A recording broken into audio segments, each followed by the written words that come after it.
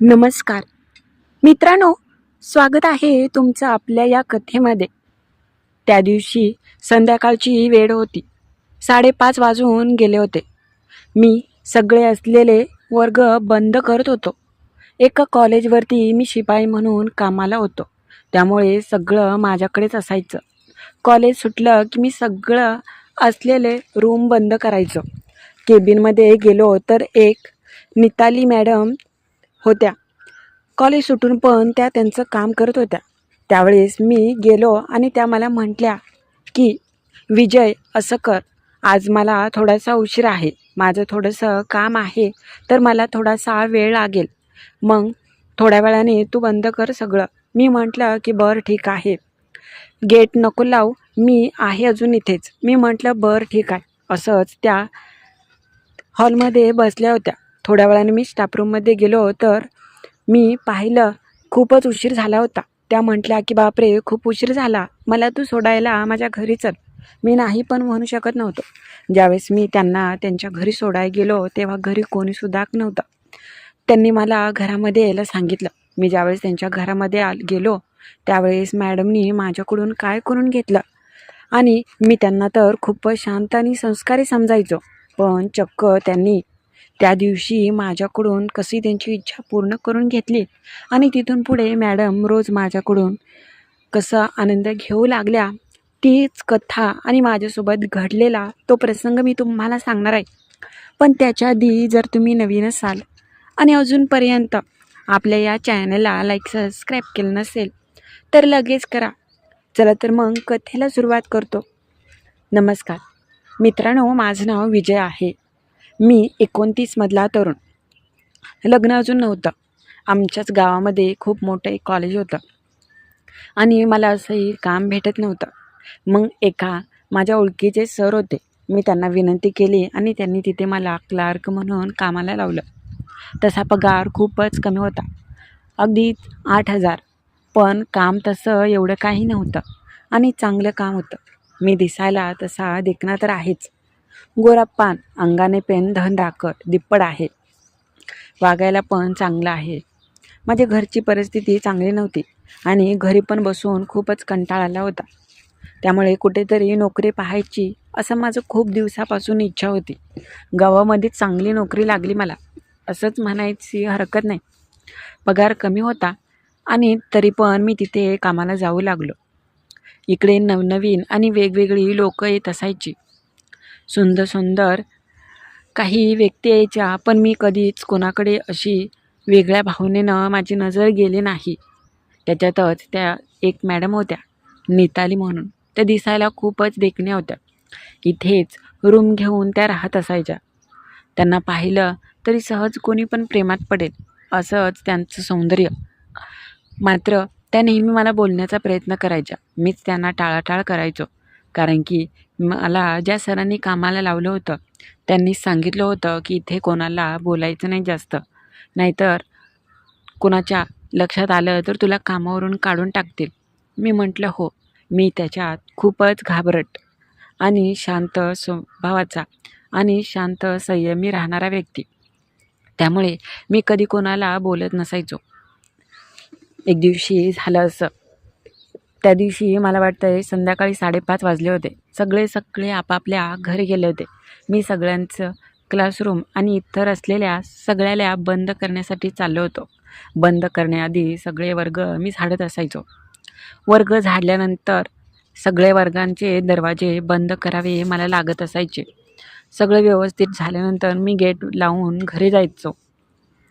सगळं लावून मी स्टाफ रूमकडे जात होतो. स्टाफ रूममध्ये मला सुरुवातीला वाटलं कोणी नाही. मात्र मी जसं आत पाहिलं तर निताली मॅडम त्यांचं काम करत होत्या. मी त्यांना आवाज दिला आणि म्हटलं की अहो, किती वेळ झाला, जाणार नाही का घरी? त्यावेळेस त्या मला म्हटल्या की हो, जायचं तर आहेच, पण थोडंसं माझं इथे काम आहे. मी म्हटलं बरं, लवकर उरका, नंतर खूप वेळ होतोय. त्यावेळेस त्या म्हटल्या की हो, थोड्या वेळाने येईनच मी, माझं महत्त्वाचं काम आहे, तुम्ही गेट अजिबात बंद करू नका. मी म्हटलं नाही. मी बाहेरच थांबलो. मला वाटलं की 10-15 मिनटाचं त्यांचं काम असेल, अशीच वाट पाहत मी बसलो होतो. पण खूप उशीर झाला. बाहेर अंधार पडू लागला होता आणि तो शाडूचा दिवस असल्यामुळे अगदी 6 वाजता पण अंधार दाटून यायचा आणि अंधार पडत होता. मग काय खूप वेळ होऊ लागला. मोबाईल पाहून मला खूप कंटाळा आला. शेवटी मी त्यांच्याकडे गेलो आणि म्हटलं, अहो संध्याकाळ झाली. त्या म्हटल्या, होय का? कामाच्या नादात समजलंच नाही. त्या बाहेर आल्या आणि मग मी तो असलेला रूम लावला. त्या म्हटल्या की बाई गं, खूपच उशीर झाला रे. सगळा अंधार पडला आहे. आता कसं करायचं? मला तर घरी जायचं म्हटल्यावर खूपच उशीर होईल.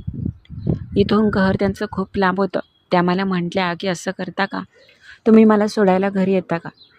त्यांनी पहिल्यांदाच मला अशी विनंती केली होती. माझ्याकडे तर बाईक होती, मात्र माझ्या घराच्या विरुद्ध दिशेला त्या राहायच्या. इथून घर त्यांचं 4-5 किलोमीटर होतं. त्या म्हटल्या की आता घरी जायचं म्हटल्यावर खूपच अडचण आहे आणि यावेळेस रिक्षासुद्धा नाही, बस तर मिळणारच नाही, पण कोणीसुद्धा ओळखीचं नाही. मी म्हटलं की रोज तुम्ही कशा जाता? त्यावेळेस त्या म्हटल्या की रिक्षा वगैरे असते, नाहीतर माझ्या एक मॅडम ओळखीच्या आहेत, त्यांच्या किंवा मी कोणाच्या पण गाडीला हात करून जात असते. पण आता खूप उशीर झाला. त्यावेळेस नेमकाच पावसाचे वातावरण झालं होतं. त्या मला म्हटल्या की आणि पाऊस पण येईल. माझी घरी जाण्याची नंतर खूपच तारांबळ आणि अडचण होईल. असं करतो का? तुम्हाला घरी सोडाय तुम्ही चला ना. त्या मला खूप विनंती करत होत्या, पण त्यांच्या मनात काय होतं मी ओळखलं नव्हतं. मी म्हटलं बरं चला. मी माझी गाडी काढली गेटच्या बाहेर आणि गेटचा मेन दरवाजा लावला आणि तिथून मी त्यांच्या घराकडे निघालो. त्या पाठीमागे बसल्या होत्या आणि मी गाडी चालवत होतो. अचानक स्पीड ब्रेकर किंवा काय आलं तर अचानक त्यांचा तोल माझ्याकडे जायचा. मी खूपच लाजायचो. त्या मुद्दाम आरशाकडून माझ्याकडे पाहायच्या. त्यांचा हात माझ्या खांद्यावर होता आणि असं वाटत होतं की जणू काही माझ्या मनात वेगळंच काहीतरी येतं. मी स्वतःला सावरण्याचा प्रयत्न करायचो. मात्र असंच वेळ गेला आणि मी त्यांच्या घरी आलो. ते एका भाड्याच्या खोलीमध्ये इथे राहत होत्या. हे पाहून मी आश्चर्यचकित झालो. मग काय, मी त्यांना घरी सोडलं आणि जाऊ लागलो. त्याच वेळेस त्या म्हटल्या की का हो लगेच चालला, पण थांबा ना. आता सगळीकडे अंधार पडला होता. त्या म्हटल्या की थांबा थोडा वेळ, आता पावसाचं पण वातावरण झाले. थोडा थोडा पाऊस पण येऊ लागला होता. मी म्हटलं अहो नको, नंतर खूपच उशीर होईल.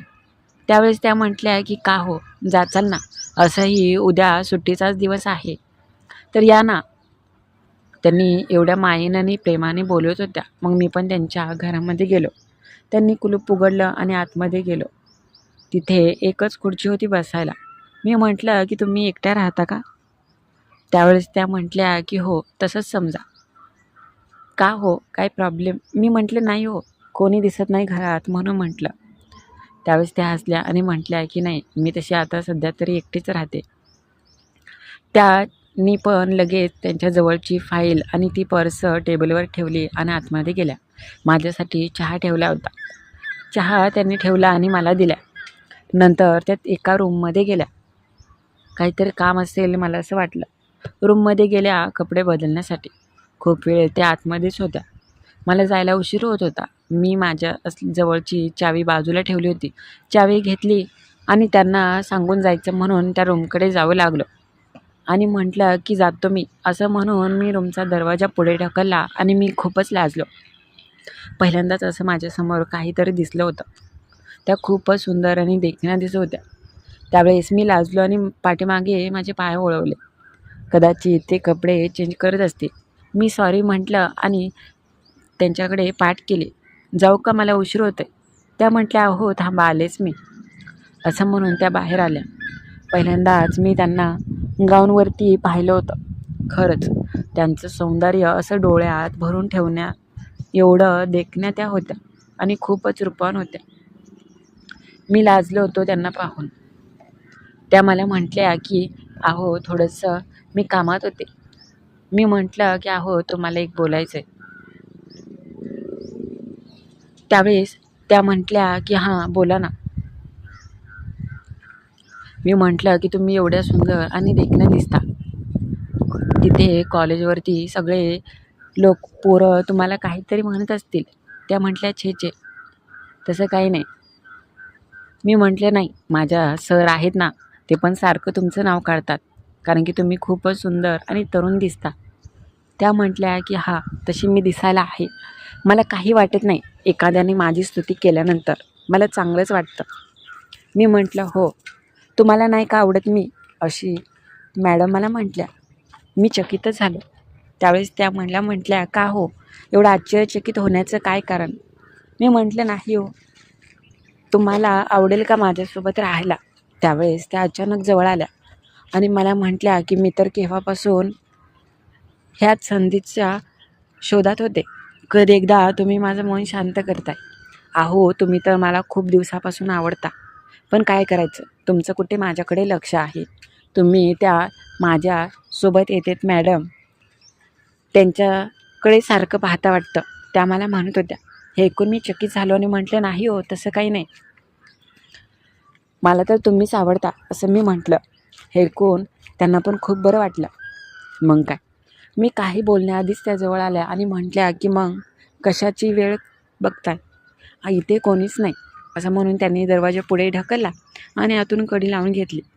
आता मला समजलं होतं की त्यांची तर पुरेपूर इच्छा आहे माझ्यासोबत आनंद घेण्याची.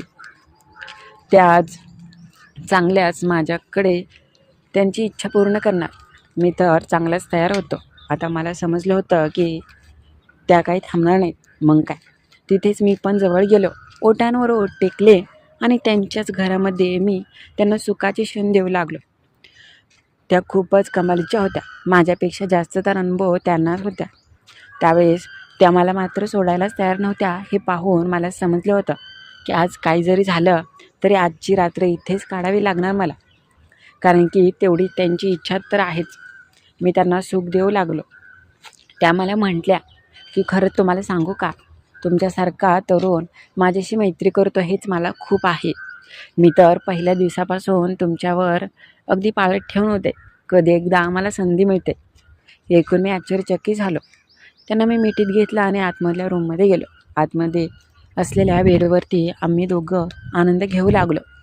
हळूहळू त्या मला म्हटल्या की आता मला नाही राहवत, आता मला सुख द्या. मग काय, मी पण तयारच झालो होतो. लगेच मी चालू झालो आणि माझ्याकडून त्यांना भरभरून आनंद मिळत होता. त्यांची अवस्था अगदी पाहण्यासारखी होती. त्यावेळेस त्या बडबड करत होत्या. त्यांचे अगदीच ओठ मला जाणीव करून देत होते. त्या म्हटल्या आजपर्यंत खूप जणांसोबत आनंद घेतला आणि तुमच्यासोबत, तुम्हाला ज्यांनी कामाला लावलं त्या सरांसोबत पण खूप आनंद घेतला, मात्र तुमच्यासारखं नाहीच आनंद मिळाला. खरंच तुम्ही खूपच वेगळ्याच प्रकारे करता.